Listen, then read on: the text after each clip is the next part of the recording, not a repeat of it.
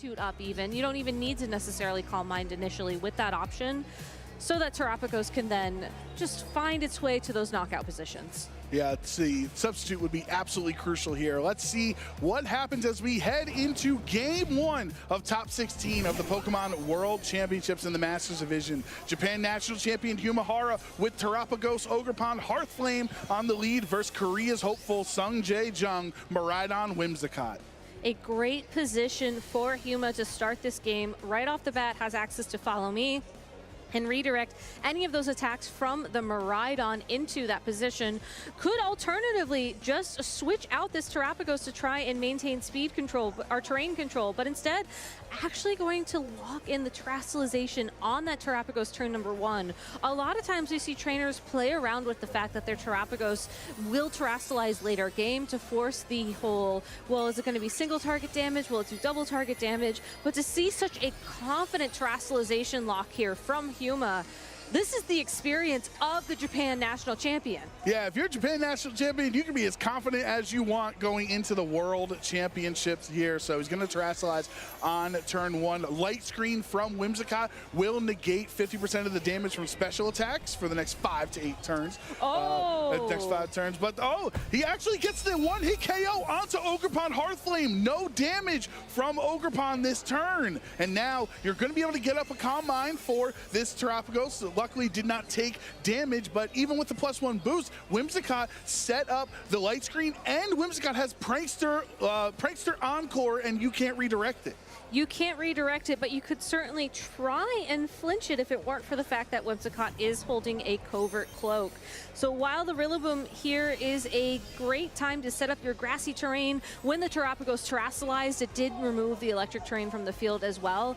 But still, you're going to be looking to try and find some damage here, and you're going to have to assume that you can either take another attack from this Miraidon. It did drop 2 special attack stages thanks to that Draco Meteor.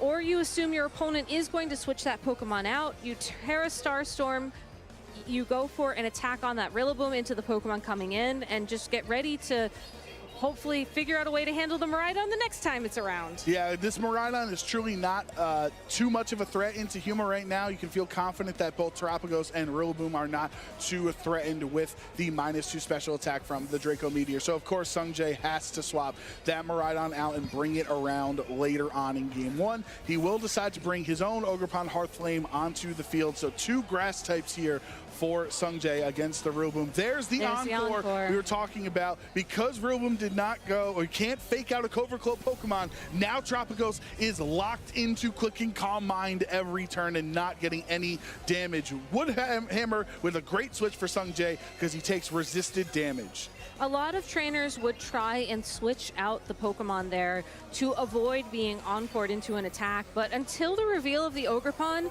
it's not the worst thing to be locked into Calm Mind. You're still at full health. You still have the support of the grassy terrain and the leftovers recovery to mitigate any damage, and that Miraidon had already taken the special attack drops as well. So this Terapagos was in a really prime position to take that risk, and honestly, you can capitalize on these couple of slower turns as we see Seang switching Pokemon around to get additional Calm Minds in. Yes, the Terapagos can attack this turn, but barring a critical hit from the opposing Ogerpon, it's not exactly threatened either.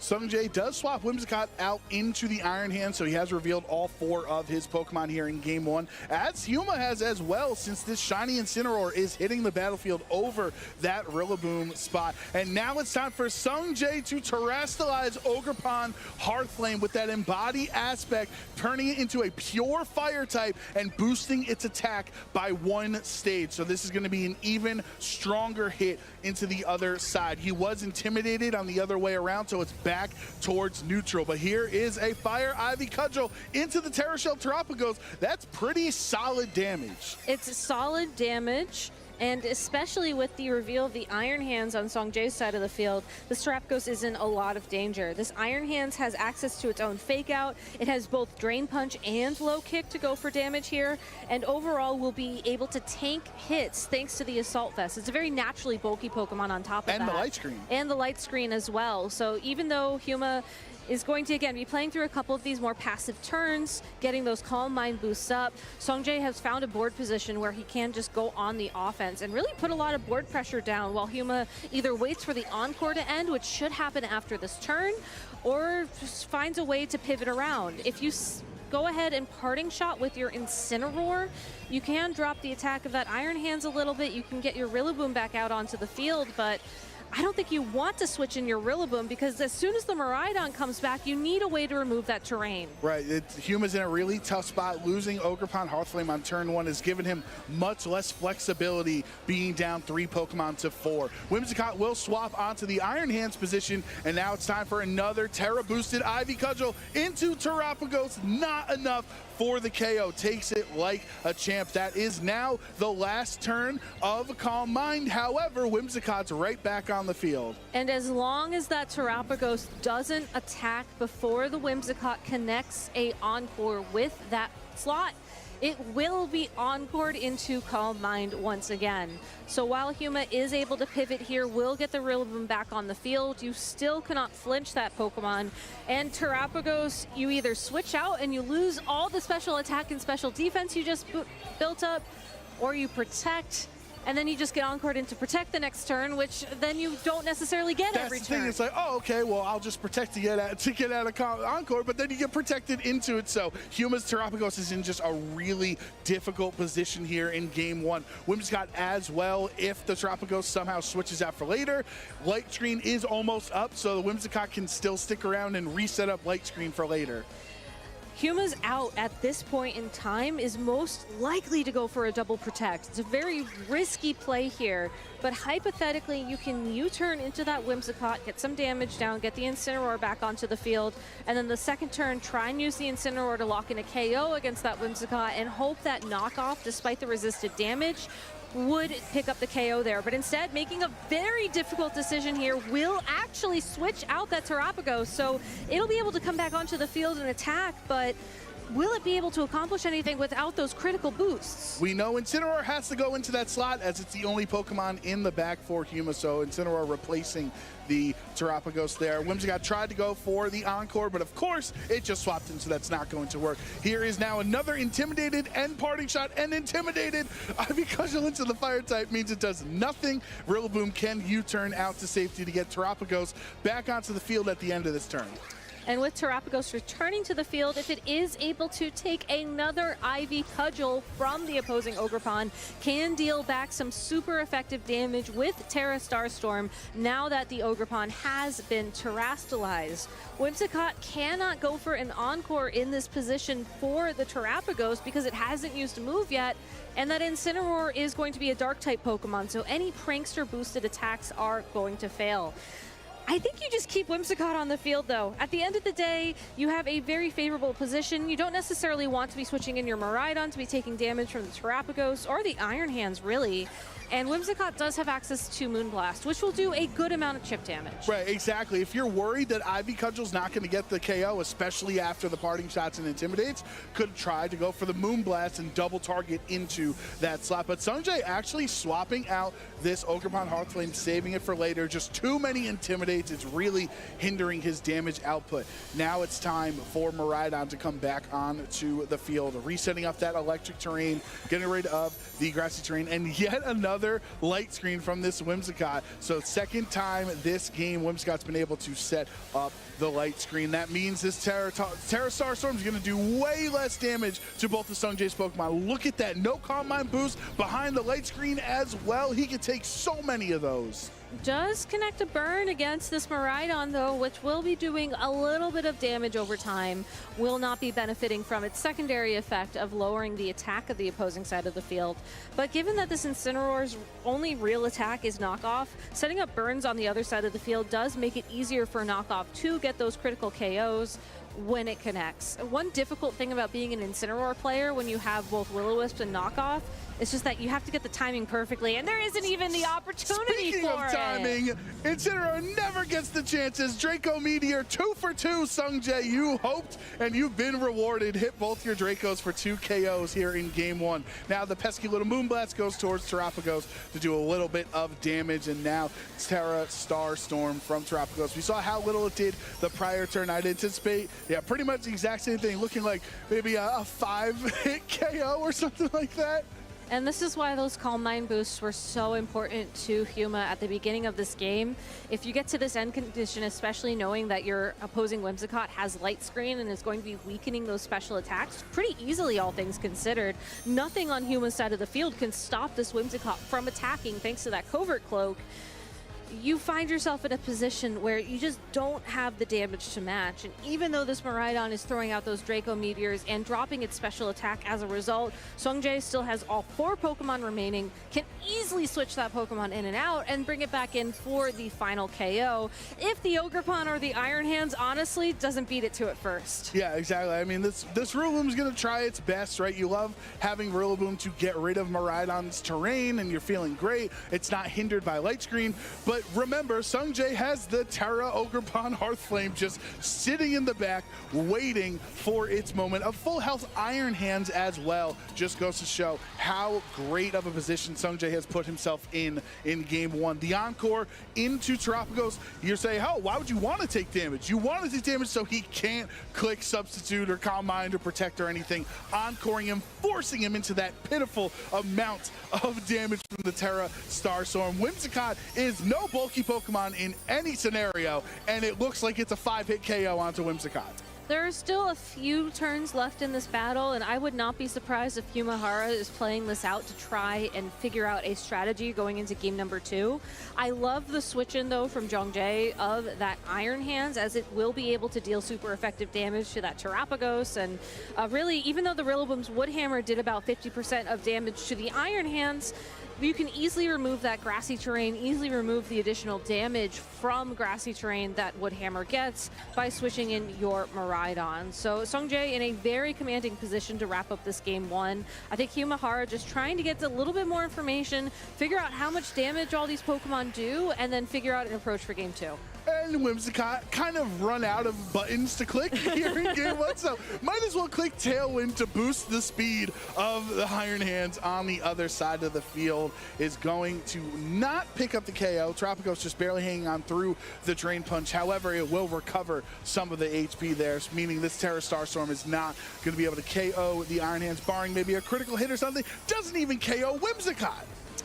That poor Terapagos, I think at the end of the day, a lot of us at least who watched the North American International Championships earlier on this summer are more accustomed to the choice specs, max special attack variants, where you see it still do significant damage even if there is something like a Light Screen in play. This Terapagos, though, however, way bulkier, needs more time to set up. I think giving Hara more opportunities to adjust in the moment throughout this competition, but in this top 16 match, unfortunately just unable to keep up with the pace of damage that Sungjae has. Yeah, there is the forfeit from Hara, and Jeang is 1 victory away from moving on to the top 8 here at the World Championships in Honolulu. You have to feel confident, not only for just being up a game so you have the flexibility in case you lose game 2, but how commanding of a victory that was over the Japan national champion. He has to be confident. Not only do you have to be confident, I think that just looking at these teams on paper, you have all the tools that you need to answer Hara's potential outs against the Miraidon. We saw that initial Light Screen from that Whimsicott all the way back on turn 1. We saw that Draco Meteor connect and get the instant KO on the Ogerpon Hearthflame. There was just so much damage that Sungjae had access to, and what I thought was really well played was he was able to also shut down his opponent's strategies while he was still doing this big damage. It's a very delicate balance when you're running a Pokemon like Miraidon alongside of the Ogerpon Hearthflame to have that support that can kind of weave it out very comfortably. I think that's why we see a lot of trainers rely on Pokemon like Rillaboom or Incineroar to keep things moving around, give yourself easy pivots. But Sungjae just showing with a lot of confidence that I don't need those Pokemon. Iron Hands is bulky.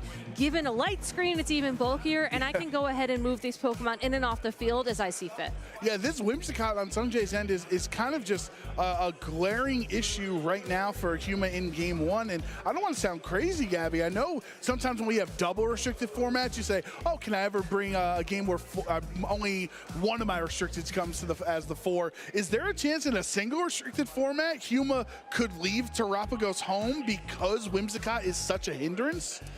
You have to look at the other options that would fill the spot of that Terapagos in this matchup. I don't think you can bring Urshifu Rapid Strike. There's just too many things on the opposing side of the field that, quite frankly, too many grass and down. electric types on the other. so that Pokemon's ruled off right out the bat. You do have access to your own Flutter Mane with Icy Wind as a form of speed control that could be interesting. And Thunder Wave. And Thunder Wave.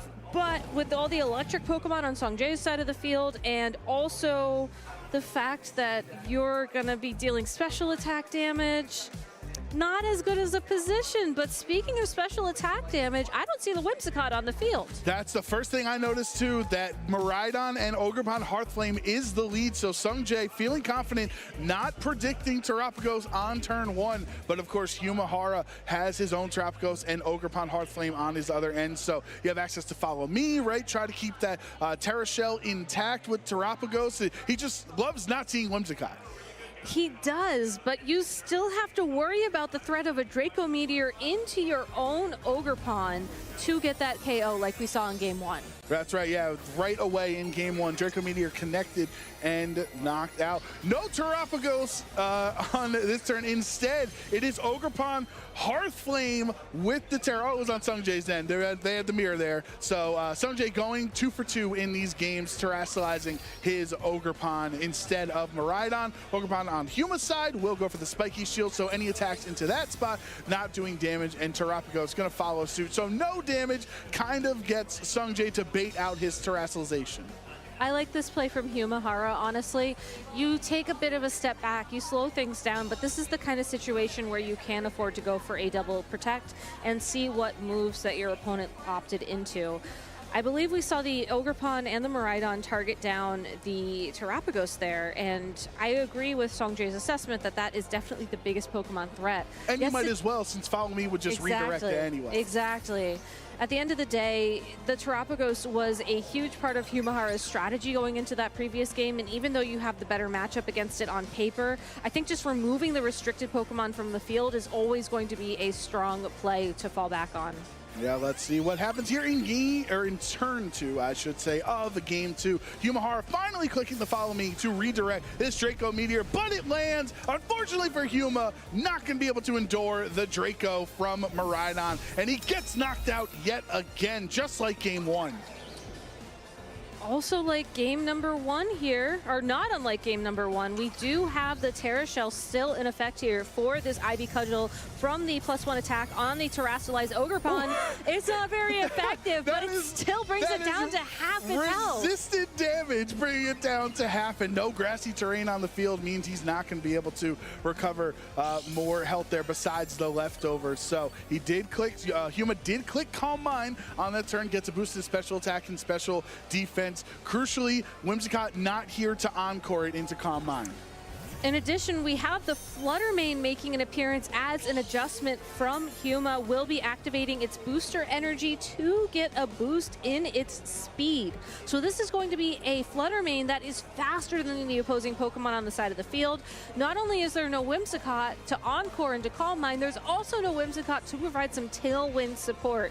So this Flutter Mane could potentially use Icy Wind, drop the speed of the opposing Ogerpon and the Miraidon if it stays in on the field, opening up an opportunity for Terapagos to go on the offense. That being said, though, there still is a lot of health in play for this Terapagos, and depending on which Pokemon you anticipate your opponent targeting, trying to get an early knockout to match the knockout we just saw from that Draco Meteor would bring Hyuma back into the game. Losing that Ogerpon so early without it attacking has just been huge in both games. He needs to make up for lost time. Miraidon switching out, so Hyuma potentially anticipating the swap since the Draco Meteor made it lose 2 stats to its special attack. So of course Miraidon had to swap out into Iron Hands on the field. Yet again, no Whimsicott as of right now. Moonblast seems like it does perfectly 50% to the Iron Hands on the switch in. Now it's time for the Ogerpon Hearthflame for the Ivy Cudgel into Terrapagos. He never terrestrialized and Terrapagos is down.